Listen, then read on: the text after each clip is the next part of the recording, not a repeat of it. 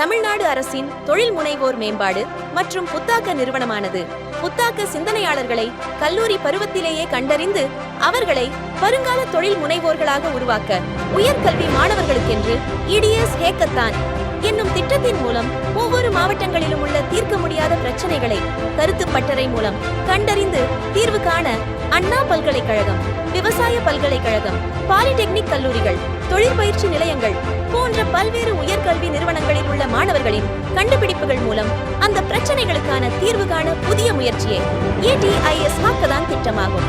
இப்போட்டியில் மதுரை அரசினர் தொழிற்பயிற்சி நிலையத்தின் சார்பாக வழிகாட்டி ஆசிரியர்கள் திரு பிரகாஷ் மற்றும் திரு முத்துக்குமார் அவர்களின் வழிகாட்டுதலில் மாணவர்கள் குரு பிரகாஷ், பாலாஜி, கௌதம், சுப்பையா ஆகியோர் அடங்கிய குழு தங்களுடைய படைப்பை முன்வைத்தது. தற்போது பேருந்து பயணத்தின் போது இளைஞர்கள் மற்றும் மாணவர்கள் பெருமளவில் படிக்கட்டிலேயே பயணம் செய்கிறார்கள். இத்தகைய ஆபத்தான பயணத்தை தவிர்க்கும் பொருட்டு தானியங்கி மேல் தூக்கும் படிக்கட்டு, ஹைட்ராலிக் மூலம் ஓட்டுநர் கட்டுப்பாட்டில் படிக்கட்டினை மேலே இழுக்கும் முறையை கண்டுபிடித்துள்ளனர். இதன் மூலம் பாதுகாப்பான பேருந்து பயணம் உறுதி செய்யப்படுகிறது. இதே போன்று மொத்தம் 9355 அணிகள் தங்களது புத்தாக்க படைப்புகளை சமர்ப்பித்தன.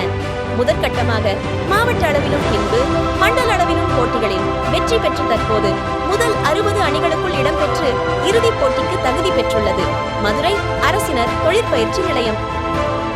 தமிழ்நாட்டிலேயே அண்ணா பல்கலைக்கழகம், விவசாய பல்கலைக்கழகம் போன்ற பல்வேறு உயர்கல்வி நிறுவன மாணவர்களின் படைப்புகளுடன் போட்டி போட்டு இறுதிச் சுற்று வரை வந்த ஒரே தொழிற்பயிற்சி நிலையம் மதுரை அரசினர் தொழிற்பயிற்சி நிலையம் மட்டும்தான் என்பதை பெருமையுடன் தெரிவித்துக் கொள்கிறோம். மேலும் திறன் பயிற்சியில் அரசினர் தொழிற்பயிற்சி நிலைய மாணவர்கள் யாருக்கும் சளைத்தவர்கள் இல்லை என்பதற்கான எடுத்துக்காட்டு இதுவே ஆகும்.